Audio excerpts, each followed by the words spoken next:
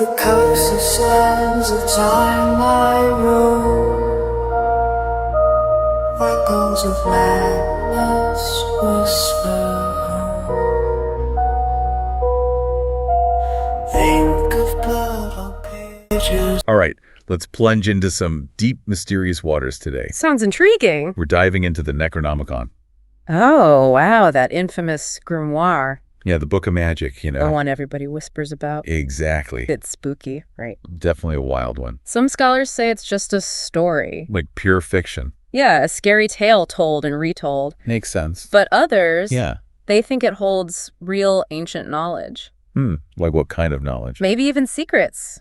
Dangerously powerful ones. Whoa. Yeah. So we're talking about a book that says it has spells and rituals from Sumerian times. You got it. That's older than ancient Egypt. Older than the pyramids. Way older. Right, exactly. What could possibly be in there? Well, that's the big question, isn't it? It is. I mean, if it's real, Yeah. the Necronomicon could give us a look into Into what? the beliefs and practices of one of the world's first civilizations. Wow, that's amazing. Right. But here's the thing that I find fascinating. What's that? It's not just a spell book. Oh, I see what you mean. It's got history, philosophy, rituals, all mixed up together. It's a strange mix, that's for sure. Why is that? It's really intriguing, actually. The Necronomicon doesn't just give you the spells. Okay. It makes it seem like they're a kind of shield. A shield. Yeah, like a protection against evil forces. Oh, interesting. So there's this deeper purpose. Not just conjuring demons. Right, but guarding against them. You mean it's like Yeah, responsible magic? I think that's a good way to put it. Knowing the dangers before you mess with this stuff? Exactly. That's pretty smart, actually. It's a theme you see throughout the book. Really? Yeah, the Necronomicon suggests there are, like, cosmic powers, Yeah. ones we might not totally understand. Okay. And if we mess with magic without being careful, Right. there could be some really bad consequences. Oh, no. You really have to respect the power. Respect the power. Yeah, the power you're dealing with. I could see that. Serious stuff. Now, in the book, it mentions these portals, Oh, yes. and they need guarding against attacks from the ancients. Right. Okay, that sounds straight out of a horror movie. They look creepy, yeah. What are we talking about here? So imagine these portals. Go ahead. They're like doorways between dimensions, Whoa. maybe even different states of consciousness. Mind-bending. It gets pretty wild. And the ancients. Well, they could be these super powerful beings, Like how powerful? maybe even extraterrestrial, Aliens? possibly, and they could be a threat to humanity. That's a scary thought. Definitely not the friendly kind. So they're the kind of beings Yeah, that could slip through these portals exactly. if we're not careful. If we don't guard those portals, Whoa, that is terrifying. it's a lot to think about. You know, this is all giving me serious H P Lovecraft vibes. I can see why you'd say that. Remember that phrase, the printer's idol? Oh, yeah. It's in the Necronomicon, Uh-huh. but it's also in Lovecraft stories. That's right. Is that just a coincidence? I don't think so. Really? Lovecraft was really inspired by the Necronomicon Makes sense. when he was writing his cosmic horror stories. All those terrifying creatures. Yeah, and he even used elements from the book's mythology, Oh, like what? like the Sumerian gods, Okay. as inspiration for his own entities, those cosmic horrors. Wow. It's fascinating how he blurred the lines between fiction and reality. Right. It makes the Necronomicon even more mysterious. So we have ancient Sumerian magic, potential alien threats, interdimensional travel, and a connection to H P Lovecraft. That's a lot to unpack. This is getting intense. It's a wild ride. But let's get specific. Okay, sounds good. The book talks about a ritual Uh-huh. called the Conjuration of the Watcher. Oh, yes. And it's about summoning a protective entity, right? That's right. Think of the Watcher Okay. as this powerful guardian, a guide. Like a protector. Yeah, exactly. Oh. The ritual itself. It's incredibly detailed. What do you mean? You need specific tools, symbols, Wow. and really careful preparation. Sounds intense. It really emphasizes the overall message of the Necronomicon. What's that? Magic is powerful, you Right. know, and you can't just mess around with it. We need to approach it with respect. Exactly, and caution. It's like every step of the way, this book is screaming at you. Screaming what? Don't mess this up. I can definitely see that. So aside from summoning these entities, Yeah. the Necronomicon also tells you how to make seals and amulets. Oh, that's right. And each one is connected to a specific god. Right. Or it has a specific purpose. That's the idea. Like the seal of mana. Oh, interesting. The moon god. Yes. What's the deal with that seal? The seal of Nana is really fascinating. What way? Well, it's supposed to be created with silver. Silver. Yeah, under a full moon. So it's channeling lunar energies. That's the idea. Cool. It might have been used for protection, or divination. Oh. Or even lunar magic. But there's a catch, right? There is, yeah. The book specifically says you can't expose it to sunlight. That's right. Why do you think that is? That's a good question. It's one of those details that makes you wonder. I know, right? What were they thinking? Maybe because Nana is a moon god? Could be. And sunlight would be like its opposite? I see what you're saying. Like mixing oil and water? That's a great insight. Right. It could be connected to these ancient beliefs About about the balance between opposing forces. like lunar and solar energies. Exactly. So if you expose the seal to sunlight, Yeah, it might mess up that balance you got it. and make it weaker. That's the idea. This whole thing is like walking a tightrope. What do you mean? One wrong step and boom. Chaos. Exactly. It's high stakes. It really makes you appreciate the power And the danger. of this ancient magic. You're not kidding. It's pretty wild. Definitely keeps you on your toes. Speaking of dangers, the book keeps warning you about summoning the ancients, It does, doesn't it? claiming they're super dangerous. That's right. What could happen if someone ignored those warnings? That's the question, isn't it? What are we really dealing with here? Well, the Necronomicon itself just hints at the consequences. And come on. And you know how much people love a good mystery? I do, but come on. But from what I gather, Yeah. contacting the ancients could lead to some bad stuff. Like what? Madness, possession, even physical harm. Yikes. That's a gamble I wouldn't want to take. It's best to err on the side of caution.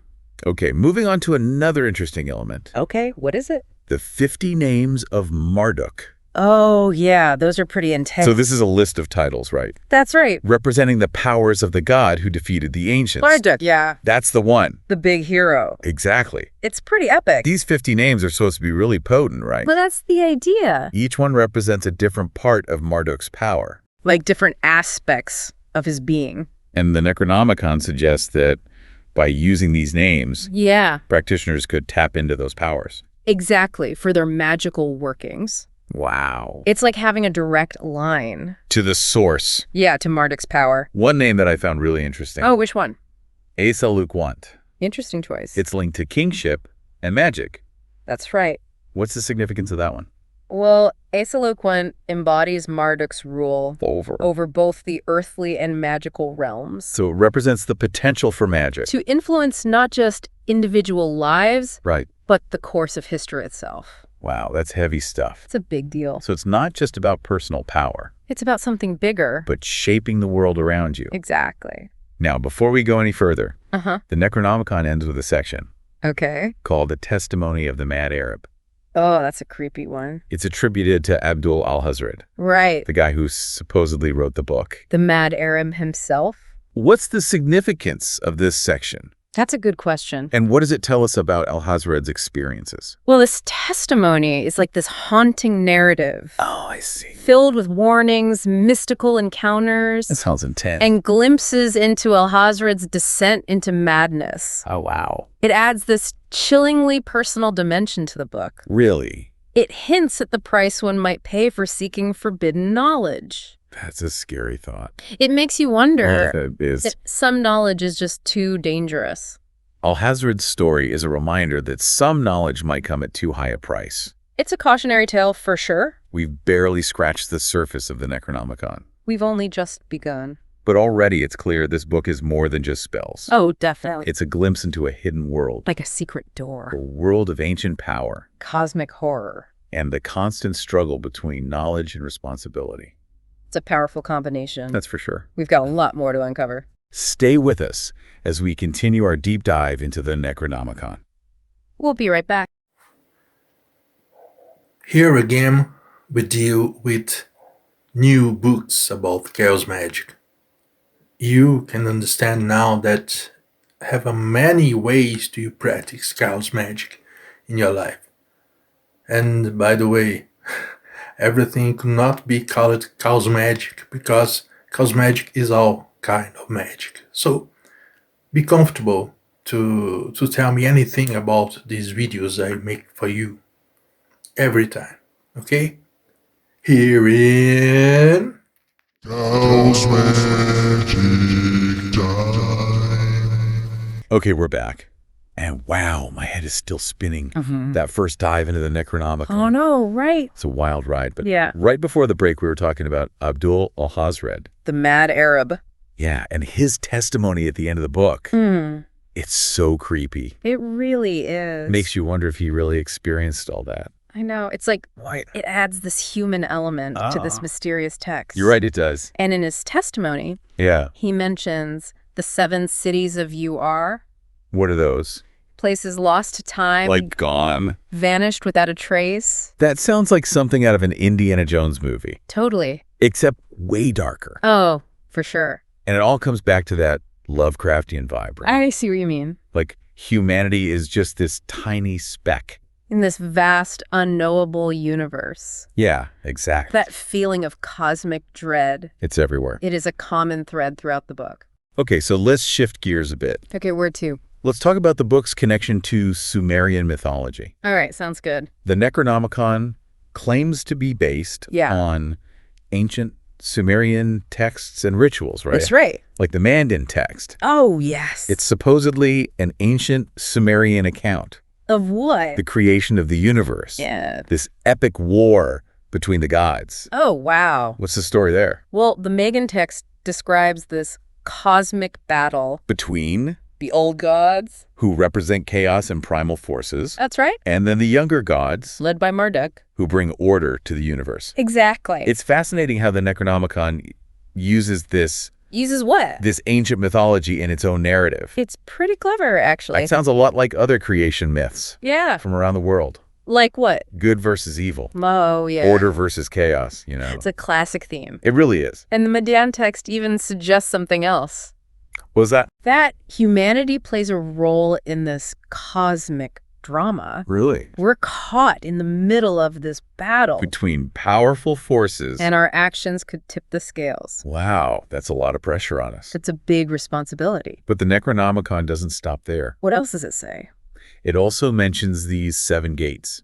Oh, those are interesting. What are they? They're like gateways to other realms or dimensions. Portals. Yeah, kind of, but Right. they're more than just doorways. What do you mean? Think of them as a path, Yeah. hidden knowledge and power, Wow. like a journey of spiritual ascension. But it's not without its risks, right? That's what the book says. It warns about trying to open these gates. Without Proper preparation and guidance. Exactly, it's serious business. So, like everything else in the Necronomicon, You need to know what you're getting into. it's fascinating how this book is always emphasizing that, Emphasizing what? respecting these ancient forces. It really highlights the dangers, messing with powers you don't understand. One of the most striking images in the book, Oh, yeah. Which one? it's the Watcher. Oh, that's a good one. This entity that seems to be both a protector and a guide. It's a complex figure, that's for sure. For those who seek knowledge from the Necronomicon, Like a guardian angel with a dark side. and then we have those seals and amulets. Right. Each one connected to a specific god or purpose. They're like keys to different powers. There's the seal of Ishtar, Oh, wow, that one's intense. the Babylonian goddess of love and war. That's a powerful combination. That one sounds intense. It is the seal of Ishtar. Yeah. It's said to be incredibly powerful. What could you use it for? Maybe protection, Okay. love magic, even success in battle.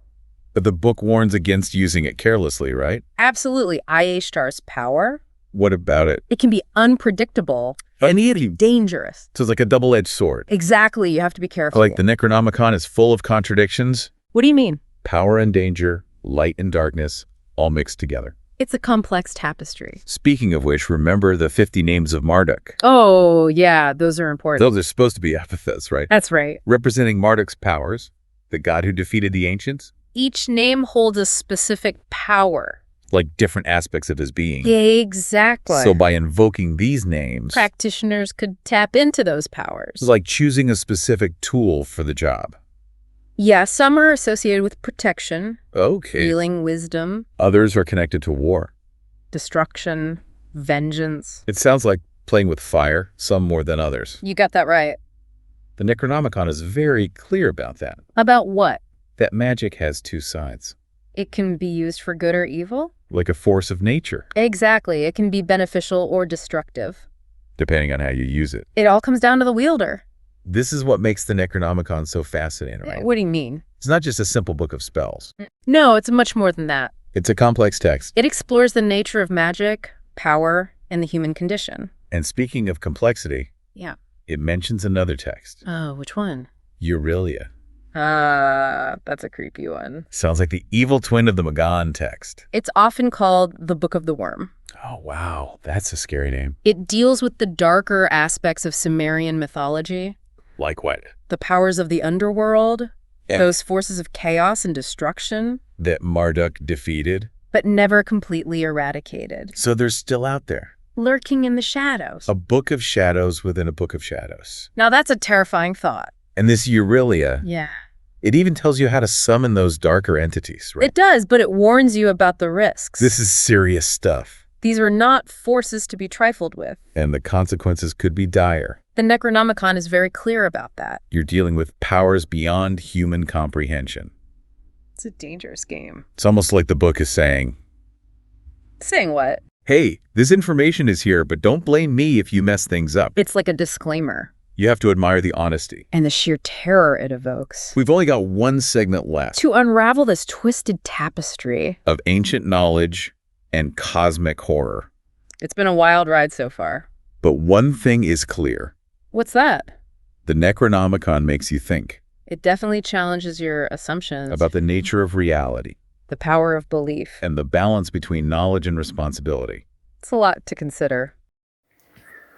Next week, Saturday 15th, we'll start the new stage on this channel. Will be about Necronomicon Magick by Chaos practitioners. Maybe not all practitioners use the Necronomicon mythos for magic, but who practice enjoy a lot. This is very important because there's a lot of books about it. So we must study day by day and a lot to improve our magic. There's a lot to be studied about it. So I wait for you. Bye. Back again to the deep dive. Things have gotten pretty spooky around here. Spooky. Yeah, we're talking about the Necronomicon. Oh, right. This book that's like part history Part spellbook. and part cosmic horror story all rolled into one. It's a lot to take in. It really is. It's a journey through ancient Sumerian myth, interdimensional travel. Don't forget about the dangers Oh yeah, all those potential dangers. of messing with forces we don't understand. Exactly. We've talked about rituals, Seals. terrifying entities. And the mad Arab who supposedly wrote it all. But after all this, I'm left wondering, Wondering what? what's the Necronomicon actually trying to tell us? That's the big question, isn't it? It is. What's the takeaway for us? I think to understand that, you have to look at the book's main theme, Which is, the balance between knowledge and responsibility. it's not just a guide to magic then. It's more like a warning, you know? So it's not just about the power of magic itself, Right. but how we choose to use it. You got it. The Necronomicon constantly warns us about About what? misusing magic, craving power without understanding the consequences. It's like it's saying, be careful. Yeah, it really stresses the importance of respect. Respect. This Yeah. delicate balance between our world and these unseen realms. I like the book is saying, Okay. here's the key to the universe, but don't mess it up. Yeah. Or you could destroy yourself and everything around you. It's a powerful message. It really resonates today, even more so than before. Well, we live in a world with technology that gives us so much power. To shape the world. Exactly. But we have to be careful Thoughtful. and really understand the consequences of our actions. Couldn't agree more. So the Necronomicon is this cautionary tale, this reminder that knowledge without responsibility is dangerous. But it's more than that too, isn't it?